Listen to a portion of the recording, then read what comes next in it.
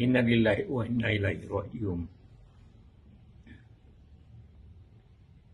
Pertama-tama kami sekeluarga dan juga seluruh pengurus Dewan Masjid di Indonesia menyampaikan rasa duka yang dalam atas berpulangnya ke rahmatullah almarhum Bapak Syafi'i Ma'arif yang menjadi guru bangsa, negarawan, dan pembimbing kita semuanya.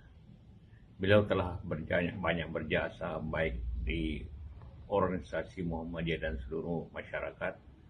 Karena itulah kita mendoakan semoga beliau mendapat tempat yang sangat tinggi di sisinya, dan juga mendoakan agar keluarga yang ditinggalkan itu dapat mendapat rahmat dari Allah Subhanahu wa taala.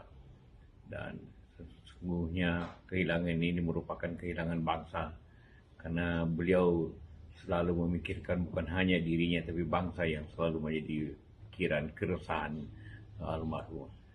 Mudah-mudahan seluruh bangsa mendoakan akan beliau, dan insya Allah kita semua juga akan memberikan dorongan semangat agar cita-cita daripada almarhum itu dapat dicapai seluruh bangsa ini.